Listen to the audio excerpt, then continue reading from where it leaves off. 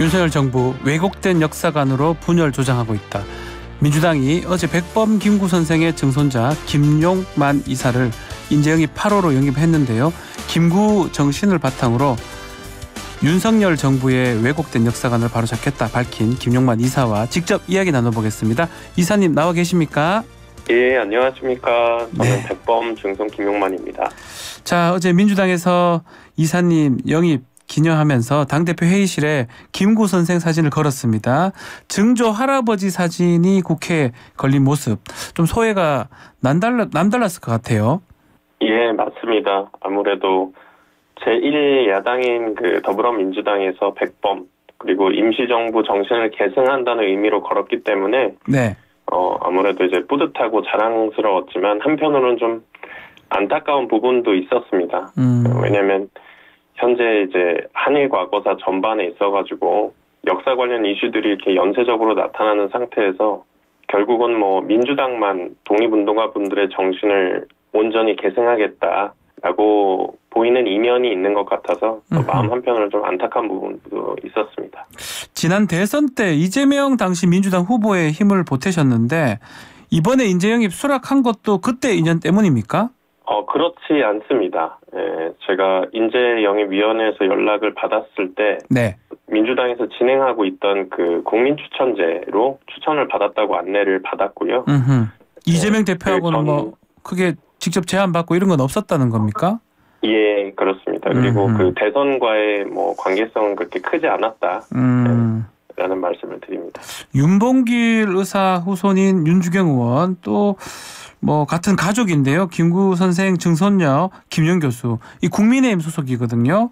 민주당 영입에 수락한 이 결정적 계기는 뭡니까? 일단 두 분께서 정치적인 성향이나 식견이 다르다는 것에 있어서는 어찌 보면 당연할 수도 있다. 왜냐하면 저희는 당연한 다양성이라고들 얘기를 하잖아요. 예. 그래서 정치적인 의견들이 다를 수는 충분히 있다고 생각을 하고요. 그게 꼭 가족이더라도 각자들 생각이 있으실 거기 때문에 네. 라고 생각을 하고, 또 반면에 저도 민주당 쪽과 함께하는 맥락이 있을 거라고 그들도 생각을 하시는데, 독립운동사라는 부분에 있어서는 아마도 생각을 같이 하시는 걸로 저는 알고 있어요. 지금 정당적으로는 다를 수 있지만 윤주경 의원님께서도 최근 발언들을 보면은 네.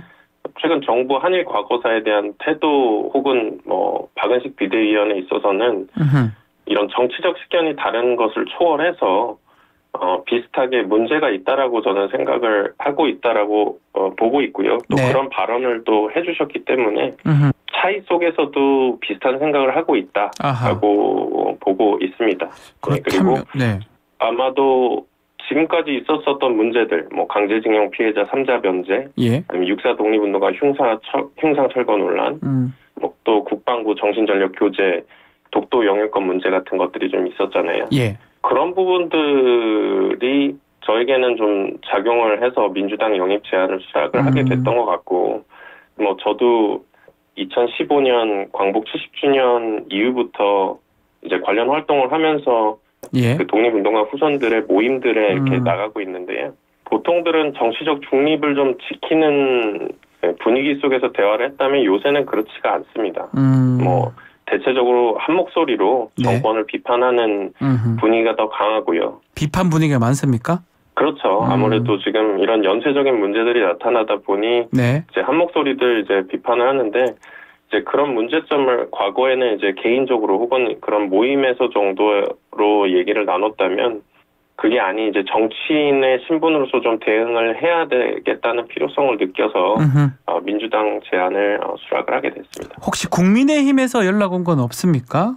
예, 따로 국민의힘에서 저에게 연락 온 거는 없었습니다.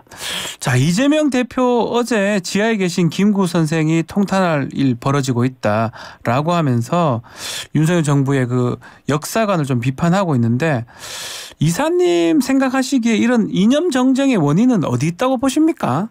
저는 이념 정쟁이라는 것이 역사를 왜곡하는 사람들의 어찌 보면 노련한 말장난일 뿐이라고 생각을 합니다. 아하. 그리고 독립운동사를 왜곡하고 조롱을 해서 어떤 분은 자신의 존재감을 좀 드러내는 것도 있고요. 또 우리가 알고 있는 친일 세력이라고 한다면 당연히 조상의 불의로 얻은 기득권을 좀 미화해서 그 기득권을 또 대대손손 물려주려는 어떤 특수한 목적이 있는 세력도 있다고 저는 생각을 하고 있거든요. 그래서 만약에 그런 정쟁이라는 이 개념이 나타난다면 정말로 어떤 그들이 주장하는 이념들이 좀 사회적으로도 받아들여져서 근거를 바탕으로 어떤 정말 우리가 알고 있는 내용과 다른 부분을 좀 주장을 해야 되는데 지금 그러고 있지도 않다고 생각을 합니다. 논리 없이 하는 얘기다 이렇게 보시는 거군요. 예, 그래서 단순히 잘못된 역사관을 갖고 있으면서 사회적인 무리를 일으키는 수준이라고 봐야지 이거를 이념 정쟁 수준으로까지 과연 볼 수 있느냐라는 생각을 갖고 있습니다. 뭐 박은식 위원 얘기하지 않을 수가 없는데 어제 혼란스러운 국제 정세 속에서 독립운동은 가장 현명한 선택이었다 이렇게 말씀하셨는데 아마 폭탄 던진 분은 국제 정세 모른다라고 했던 박은식 비대위원 겨냥한 말씀이라고 봐야 되겠는데요. 맞습니까? 그분을 겨냥했다기보다는 네. 사실을 말했다고 생각을 해요. 근데 네. 그 사실 자체가 박은식 비대위원이 주장했던 내용과 이제 반대되고 있다 보니까 이제 많은 분들이 그렇게 보실 수 있다라고도 생각을 했는데요. 아마도 그분이 갖고 계신 어떤 이런 사상이나 생각 반대로 생각하는 분들이 주류를 이루고 있다고 생각을 하기 때문에 예. 이런 일들이 앞으로도 저는 많이 좀 나타날 거라고 생각합니다. 그분이 또 얘기하신 것 중에 하나가 뭐 결혼과 출산을 주된 그렇죠. 결정권자가 남자다. 뭐 이런 발언도 있었지 않습니까? 근데 네. 보통들 결혼과 출산은 부부가 함께 정하는 거다라고 말을 하는 건데 그런 말들이 그분을 겨냥해서 말을 하고 있다라기보다는 예.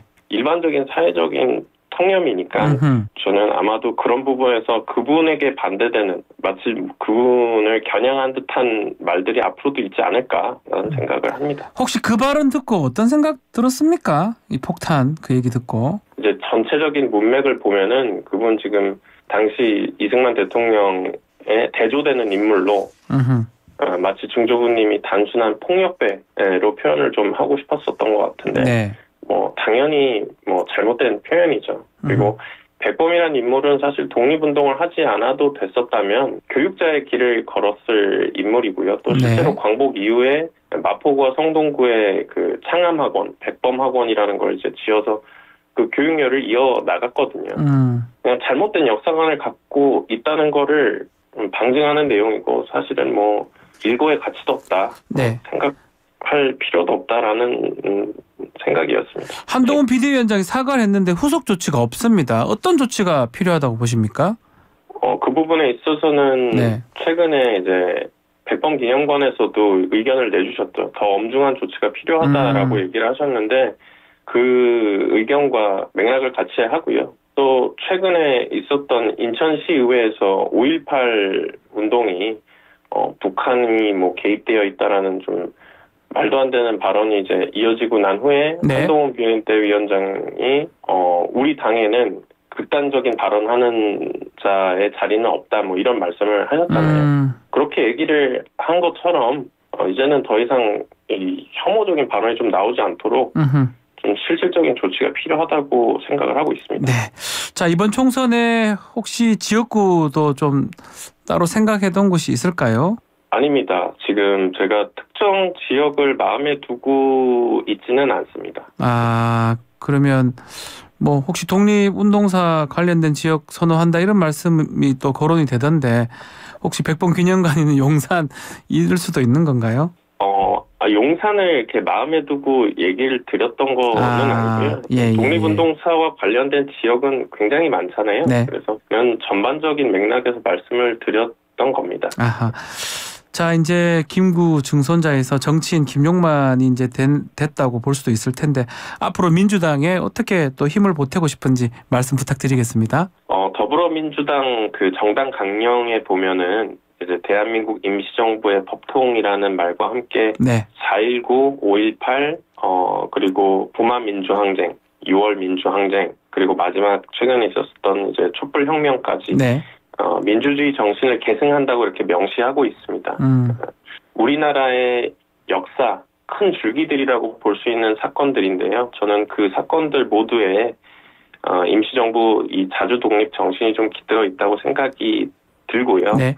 비단 독립운동이라는 범위를 안에 국한하지 않고 그 범위를 초월해서 대한민국 근현대사 전반에서 우리나라의 유구한 역사 그리고 전통이 지금 우리 사회에 좀 온전히 계승되도록 좀 넓은 범위에서 앞으로 활동을 하고 기여를 하고 싶습니다. 알겠습니다. 자, 오늘 말씀 여기까지 듣겠습니다. 감사합니다. 감사합니다.